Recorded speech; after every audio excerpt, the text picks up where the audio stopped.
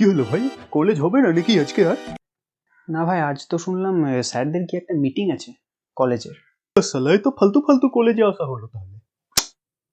কেন বে, ঘরে বসে বসে হোলি খেলছিলি পিচকারি তো লিয়ে?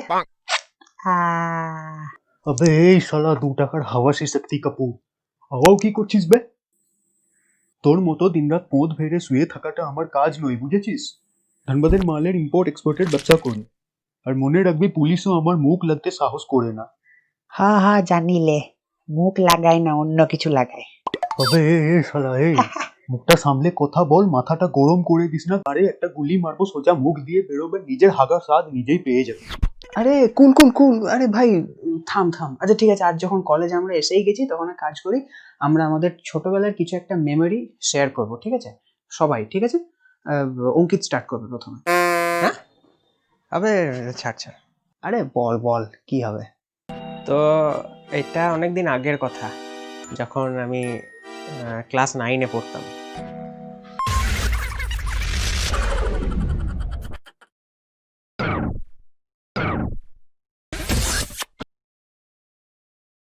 তো এটা অনেকদিন আগের কথা, যখন আমি ক্লাস 9-এ পড়তাম, আর আমার বাবা একজন সিভিল ইঞ্জিনিয়ার। সত্যি দাদা, তাপসকে একটু বলিস তো আমাদের ঘরের ছাদ ফুটো হয়ে গেছে, এসে যেন একটু সিমেন্ট লাগিয়ে দেয়। আবে সিভিল ইঞ্জিনিয়ার শালা, রাজমিস্ত্রি নয়। আর নাম ধরে কি ডাকছিস বে? তাপস কি? সরি সরি সরি, তাপসা। আরে তুই ওর কথা ছাড় তো, তুই বল।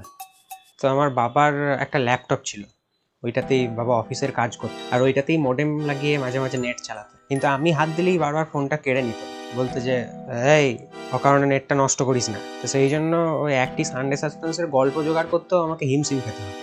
এখনো মনে আছে ওই হাউন্ড অফ দ্য বাস্কারভিলসের যখন 5টা এপিসোড সানডে সাসপেন্স বার করেছিল, তখন ওই 5টি এপিসোড জোগাড় করতে আমাকে সাইকেলে করে 10 কিলোমিটার একটা বন্ধুর বাড়িতে যেতে হয়েছিল। আচ্ছা, তো ও কি নেট ইউজ করতো তখন? হ্যাঁ হ্যাঁ হ্যাঁ, তো ওকে যে যা বলতো তাই ডাউনলোড করে রাখতো, তাতে সে সানডে সাসপেন্সই হোক বা সিনেমাই হোক বা ওইসবই হোক। ওইসব বলতে? আরে ওইসব মানে বুঝতে পারছিস না? ও আচ্ছা আচ্ছা আচ্ছা আচ্ছা, বুঝলাম বুঝলাম। হ্যাঁ, তো তারপর তারপর হ্যাঁ, তো তারপর সেগুলোকে একটা চিপের মধ্যে ভরে ওই চিপটাকে একটা খাতার মধ্যে ঢোকানো হতো। তারপর সেই খাতাটা পুরো ব্যাচের মধ্যে সার্কুলেট করা হতো টিউশনের খাতার নাম করে। ভাবতে পারছিস? এই বাপ রে, সেরা আইডিয়া তো ভাই। কিন্তু সমস্যাটা যেটা হতো সেটা হচ্ছে, মানে এতগুলো ছেলের হাত ঘুরে আমার কাছে চিপটা এসে পৌঁছাতো প্রায় 1 মাস পরে। কিন্তু ব্যাপার হচ্ছে, সানডে সাসপেন্স বা সিনেমার জন্য 1 মাস ওয়েট করাই যায়, কিন্তু ওই সবের জন্য যায় না। হ্যাঁ হ্যাঁ হ্যাঁ, করা উচিত নয়। তো তুই কি করতিস তখন? তো আর কোনো উপায় না দেখে আমি একদিন মুখে রুমাল ঢাকা নিয়ে বেরিয়ে গেলাম সিডি কিনতে ফুটপাথ থেকে। তো অনেক খোঁজাখুঁজির পর দেখলাম একটাতে লেখা আছে অল ইন ওয়ান। তো আর চিন্তা না করে ওইটাই কিনে নিলাম। বলছি, অল ইন ওয়ান বলতে আমার ড্যানি ছিল, ড্যানি। তবে তখনও সব নাম ফাম জানতো না কেউ, দেখতে হয় দেখতো। তবে হ্যাঁ, একজনকে সবাই চিনতো, কারণ তখন রিসেন্টলি জিসিম 2 রিলিজ করেছিল। তখনকার স্ট্রাগলটা তোকে কি করে বোঝাবো ভাই, অনন্যা পান্ডেও ফেল করে যাবে। আর তুই কি দেখতিস না নাকি তখন? আমাদের স্কুলের পাশে পুকুর ছিল একটা। ছি। ছি। যে তারপর বল, তারপর বল। তো তারপর ওটার প্যাকেটটা ফেলে দিয়ে ওটাকে একটা বাটুল দিকেটের প্যাকেটের ভেতরে ঢুকিয়ে রাখলাম। আরে সাব্বাস ব্রো, বাইরে থেকে নারায়ণ দেবনাথ আর ভেতর থেকে বাবা জনিনাথ, কি কম্বিনেশন মেরি, সাব্বাস। তো তারপরেই দেখা গেল আসল সমস্যাটা। কি সমস্যা? সিডি তো না হয় কিনে নিলাম, কিন্তু ওটা লাগাবো কোথায়? ল্যাপটপ তো বাবা নিয়ে চলে যায়, আর বাড়িতে একটা ডিভিডি ছিল, ওটা যখনই লাগাতে যেতাম দেখতাম মা গান শুনছে। তো এরকম করে দিন 10-12 সিডিটা আমার কাছে পড়েই রইল। আর তারপরে এলো সেই স্পেশাল দিনটা, যেটা আমি কোনোদিনও ভুলতে পারবো না। এই শালা, কি হয়েছিল কি হয়েছিল? প্রতিদিনে আমি ঘুম থেকে ওঠার আগেই বাবা অফিস চলে যায়। তো সেদিন বাবার রুমে গিয়ে দেখি ঘুম থেকে ওঠার পরে যে বাবা ল্যাপটপটা নিয়ে যেতে ভুলে গেছে। আর বাবা ট্রেনে যাতায়াত করে, তাই ল্যাপটপটা নিতে আবার যে বাড়িতে আসবে সেটার কোনো সম্ভাবনাই নেই। সঙ্গে সঙ্গে বিদ্যুতের মতো আমার মাথায় একটা বুদ্ধি খেলে গেল। এখন যদি ল্যাপটপটা সদ্ব্যবহার করি তাহলে কেমন হয়? কিন্তু তখনই আবার মনে হলো যে আমি তো পাসওয়ার্ডটাই জানি না। তো কোনো ফায়দা নেই জেনেও একবার ল্যাপটপের টাচ প্যাডটা এমনি হাত দিলাম, আর হাত দিতেই দেখি ইউরেকা, ল্যাপটপের পাসওয়ার্ড খোলা, শুধু একটা এক্সেলের পেজ ওপেন করা আছে। তো বুঝলাম যে বাবার হঠাৎ কোনো অফিসের চাপ এসেছিল, এত চাপের মধ্যে ল্যাপটপটাও বন্ধ করতে ভুলে গেছে। আমি এমনিতে নাস্তিক, কিন্তু সেই মুহূর্তে এত আনন্দ হলো যে ভগবানের কাছে একবার বাবার প্রমোশনের প্রার্থনা করে নিলাম।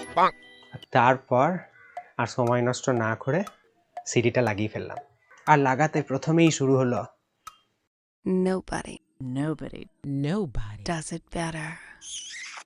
এভাবে দেখতে দেখতে একটা অন্য দুনিয়াতে চলে গেলাম। আস্তে আস্তে আমার আর এটা খেয়াল রইল না যে আমি ঘরের মধ্যে বিছানার উপর বসে আছি, বাথরুমে কোমোডের উপর নয়।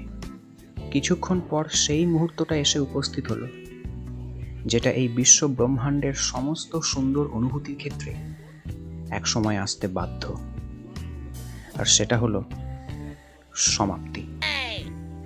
মুহূর্তের মধ্যে কাল্পনিক দুনিয়া থেকে বাস্তব দুনিয়াতে ফিরে এলাম, আর ঘোর কাটতেই বুঝতে পারলাম এতক্ষণ ধরে বিছানাটাকে বাথরুম ভাবার ফলটা। উঠতে যাব এমন সময় দরজার দিক থেকে একটা আওয়াজ কানে আসতেই প্রাণটা ধর থেকে প্রায় আলাদা হয়ে গেল। বাবু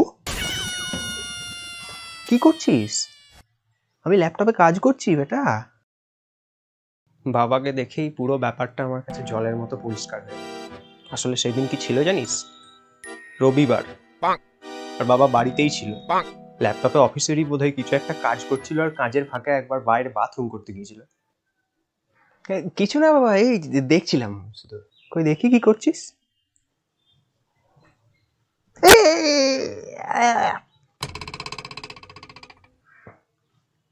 এটা কি? ওটা ওটা টিকটিকির গু। এই দেখো, টিকটিকির গু। এটা তো কেমন একটা চ্যাট চ্যাট করছে। আরে টিকটিকিটার পেট খারাপ হয়েছে তো, ওই জন্য পাতলা পায়খানা করেছে। দেখো বাবা, টিকটিকিটার পেটটা খারাপ হয়ে গেল, তাও কিছু একটা করো বাবা, প্লিজ বাবা প্লিজ। চুপ কর, আমি কি করবো তাতে? লেজটা দুলে টিকটিকিটার পেছনে ডাইজিন গুজতে যাবো নাকি? যত সব। এই এ বাবা, দেখলি আবার পায়খানা করে দিল রে টিকটিকিটা। ছি, কিন্তু এই পায়খানাটা তো আগেরটার মতো না, এটা তো ঠিকঠাকই লাগছে। আরে ওটা পেট ঠিক হয়ে গেল। হ্যাঁ, 2 মিনিটের মধ্যে আমার পেট ঠিক হয় নাকি? কেন, দেখো আমাদের পেট ঠিক হতে কতদিন লাগে? তা 2-3 দিন লাগে বই কি।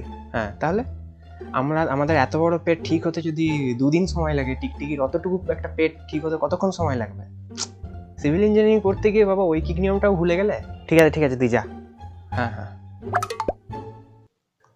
তো তারপর আমি নিশ্চিন্ত হয়ে পাশের রুমে গিয়ে পড়তে বসে গেলাম। যাক, শেষ ভালো যার সব ভালো তার। শেষ? শুরু তো এরপর হবে।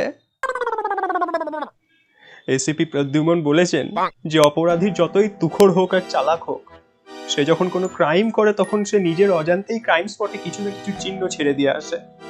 মিনিট 15 পড়ার পর আমার হঠাৎ মনে পড়লো যে সিডিটা তো ল্যাপটপের ভেতরেই রয়ে গেছে। আর সময় নষ্ট না করে চটপট উঠে পড়লাম সিডিটা বের করে আনার জন্য। আর উঠে পেছন ঘুরেই দেখি বাবা দাঁড়িয়ে আছে, এক হাতে আমার সিডিটা, আরেক হাতে একটা ইট। Nobody does it better. Nobody does it better. Go harder. Go deeper. Oh my God, you fuck so well. Go harder.